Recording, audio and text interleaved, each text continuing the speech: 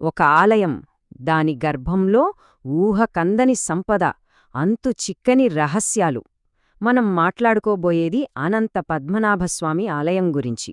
సరిగ్గా 2011లో కొన్ని రహస్య గదుల తలుపులు తెరుచుకున్నాయి. అంతే, ప్రపంచమంతా ఒక్కసారిగా షాకైంది. ఎందుకంటే బయటపడింది ఏకంగా $22 బిలియన్ పైగా విలువైన సంపద. ఇక్కడింకో విషయం గమనించాలి. ఈ లెక్క కేవలం అందులో ఉన్న బంగారం, వెండి బరువును బట్టు వేసింది మాత్రమే. వాటికి ఉన్న చారిత్రక విలువను కలిపితే ఆ మొత్తం ఎంతుంటుందా ఊహించుకోండి. ఇంత సంపద గురించి మాట్లాడుకుంటున్నాం కదా, కానీ అసలు కథ ఎక్కడే మొదలవుతుంది. అందరి కళ్ళూ పడింది మాత్రం ఇంకా తెరవని ఆ ఒక్క గది మీదే. దాని పేరే వాల్ట్ బి. అసలు దానిలో ఏముంది, ఎందుకు దాన్ని తెరవలేదు, ఈ రహస్యమేంటో చూద్దాం.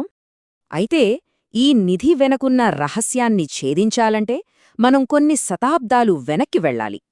ఈ ఆలయం పుట్టుక వెనకున్న ఒక అద్భుతమైన కథను తెలుసుకోవాలి. ఈ కథ విల్వమంగళం స్వామి అనే ఒక గొప్ప ఋషితో మొదలవుతుంది. ఆయన తపస్సు చేసుకుంటుంటే శ్రీమహావిష్ణువు ఒక చిన్న అల్లరి పిల్లాడి రూపంలో వచ్చాడు. సరే, ఆ పిల్లాడు ఋషి సహనాన్ని బాగా పరీక్షించాడు. చివరికి ఋషికి కోపం వచ్చేసరికి ఆ బాలుడు మాయమైపోయి, నన్ను కనుక్కోవాలంటే అనంతన్కాడు అనే అడవికి రా అని చెప్పి వెళ్ళిపోయాడు. పాపం ఆ ఋషి ఎంత వెతికాడో చివరికి ఆయన్ని కనుక్కున్నాడు. అప్పుడు జరిగింది అసలు అద్భుతం. ఆ చిన్న బాలుడి స్థానంలో విష్ణుమూర్తి ఏకంగా 12 కిలోమీటర్ల పొడవైన తన విశ్వరూపాన్ని చూపించాడు. అంత పెద్ద రూపాన్ని ఎలా పూజించగలను స్వామీ అని ఆ ఋషి వేడుకోగా విష్ణువు కరుణించి ఇప్పుడు మనం చూస్తున్న 18 అడుగుల పవిత్ర విగ్రహ రూపంలోకి మారిపోయాడు. అది కదా. సరే, మరి ఇంత పవిత్రమైన స్థలాన్ని ఎవరు చూసుకున్నారు? దాని బాధ్యత ఒక గొప్ప రాజవంశం చేతుల్లోకి ఎలా వెళ్ళిందో ఇప్పుడు తెలుసుకుందాం. దాదాపు 12వ శతాబ్దం నుంచి ఈ ఆలయ బాధ్యతల్ని ట్రావన్కోర్ రాజవంశం తీసుకుంది. వాళ్లు కేవలం పాలకులుగా కాకుండా అంకితభావంతో ఈ ఆలయానికి సంరక్షకులుగా సేవ చేశారు. వాళ్లవల్లే ఈ ఆలయ చరిత్ర ఒక మలుపు తిరిగిందన్నమాట. ఇప్పుడు మనం మాట్లాడుకోబోయేది మామూలు విషయం కాదు, చరిత్రలోనే ఒక అద్భుతమైన ఘట్టం. క్రీస్తు శకం 1750లో మార్తాండవర్మ అనే మహారాజు త్రిపుడి దానం అనే ఒక గొప్ప పనిచేశారు. ఏంటది అనుకుంటున్నారా? ఆయన తన రాజ్యాన్ని, తన సర్వస్వాన్ని ఖజానాతో సహా పద్మనాభస్వామి పాదాల దగ్గర పెట్టేసి, ఇక నుంచి ఈ రాజ్యానికి నువ్వే రాజువి, మేమంతా నీ సేవకులం అని ప్రకటించారు. ఆ రోజునుంచి వాళ్లు రాజులు కాదు, పద్మనాభదాసులు అంటే పద్మనాభుని సేవకులుగా మారిపోయారు. ఎంత గొప్ప విషయం కదా. సరే, రాజులు సేవకులుగా మారిపోయారు, అంతా బాగుంది. కాని ఇంతకీ ఈ గదులలోకి ఇంత సంపద ఎలా వచ్చి చేరింది? ఊరికే రాలేదు కదా. దీని వెనుక 5 ముఖ్యమైన కారణాలున్నాయి. ఈ సంపదంతా ఒకేసారి వచ్చిపడలేదు, 5 మార్గాల ద్వారా శతాబ్దాలుగా పోగయింది అన్మాట. మొదటిది, ప్రజల ఆదాయంలో 10% పన్నును నేరుగా దేవుడికే చెల్లించేవారు. రెండోది, దేశంలోని వేరే రాజులిక్కడికొచ్చినప్పుడు టన్నుల కొద్దీ బంగారాన్ని కానుకగా ఇచ్చేవారు. మూడోది, యుద్ధాల్లో గెలిచినప్పుడు దొరికిన సంపదంతా ఇక్కడికే తెచ్చేవారు. నాలుగోది, చుట్టుపక్కల చిన్న చిన్న గుళ్లలో ఉన్న అదనపు బంగారాన్ని కూడా భద్రత కోసం ఇక్కడే దాచేవారు. ఇక చివరిది, 5వది, అన్నిటికంటే ముఖ్యమైనది, బ్లాక్ గోల్డ్ అంటే మిరియాల వ్యాపారం. ఆ రోజుల్లో ఆ వ్యాపారం మీద ట్రావెన్కోర్ రాజ్యానికి పూర్తి పట్టు ఉండేది. దానివల్ల విదేశీ బంగారం వరదలా వచ్చి ఖజానాను నింపేసింది. ఇలా శతాబ్దాలుగా ఈ సంపదంతా ఆ గదుల్లో రహస్యంగా ఉండిపోయింది. లోపలేముందో, ఎంత ఉందో ఎవ్వరికీ తెలీదు. కాని ఆధునిక కాలంలో జరిగిన ఒక న్యాయ పోరాటం ఆ చీకటి గదుల రహస్యాలను ప్రపంచం ముందు పెట్టింది.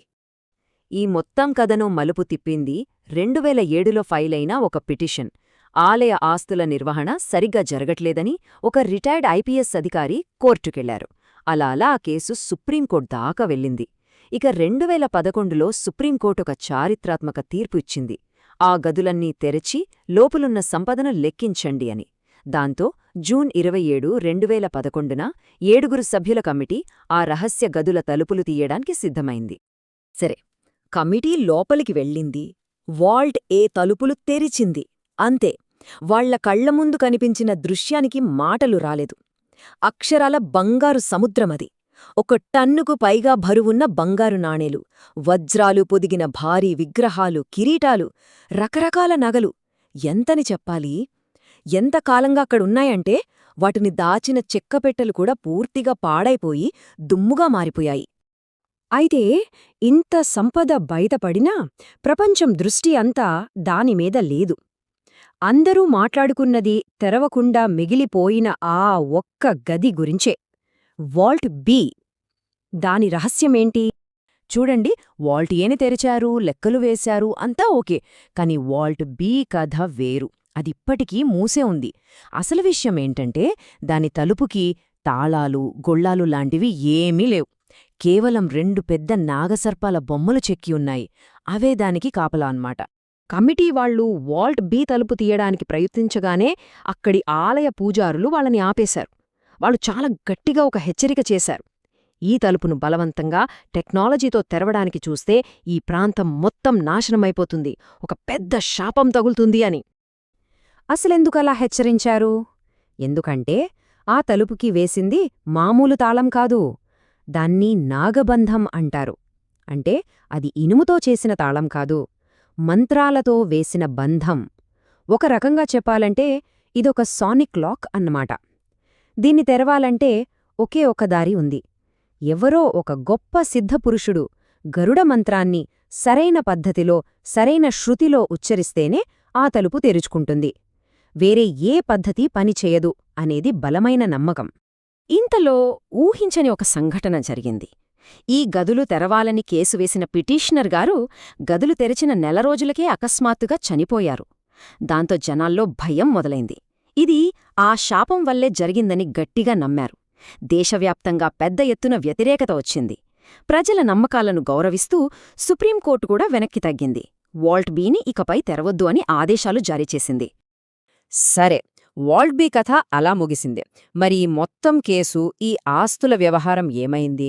ఆ సుదీర్ఘ న్యాయ పోరాటానికి చివరికి ఎలాంటి తీర్పు వచ్చిందో చూద్దాం. దాదాపు 10 ఏళ్లు నడిచిన ఈ కేసులో చివరికి 2020లో సుప్రీంకోర్టు తన ఫైనల్ జడ్జ్మెంట్ ఇచ్చింది. దేశం మొత్తం ఆ తీర్పు కోసం ఎంతో ఉత్కంఠగా ఎదురుచూసింది. ఈ తీర్పులో అత్యంత కీలకమైన పదం షబైత్ హక్కులు. ఇంతకీ ఏంటిది? మన చట్టం ప్రకారం దేవుణ్ణి కూడా ఒక వ్యక్తిగా, ఇంకా చెప్పాలంటే ఒక మైనర్ బాలుడిగా పరిగణిస్తారు. మరి ఆ మైనర్కి సంరక్షకులు కావాలి కదా, ఆ సంరక్షకుడినే షబైత్ అంటారు. సుప్రీంకోర్టు ఏం చెప్పిందంటే ఈ ఆలయానికి, దాని ఆస్తులకు ట్రావెన్కోర్ రాజకుటుంబమే ఆ షబైత్ అంటే చట్టపరమైన సంరక్షకులు అని స్పష్టం చేసింది. వాళ్లు యజమానులు కాదు, కేవలం సంరక్షకులు మాత్రమే. అంటే ఒక రకంగా ఈ తీర్పు ఏం చేసిందంటే 100 ఏళ్ల క్రితం ఆ రాజులు చేసిన త్రిప్పడి దానం అనే ప్రతిజ్ఞకే చట్టబద్ధమైన ముద్ర వేసింది. అవును, వాళ్లు పద్మనాభస్వామి సేవకులుగా, ఆయన సంపదకు శాశ్వత సంరక్షకులుగా కొనసాగుతారు అని చెప్పింది. చివరగా ఒక్క ప్రశ్న. అసలు ఈ ఆలయం యొక్క నిజమైన సంపద ఏది?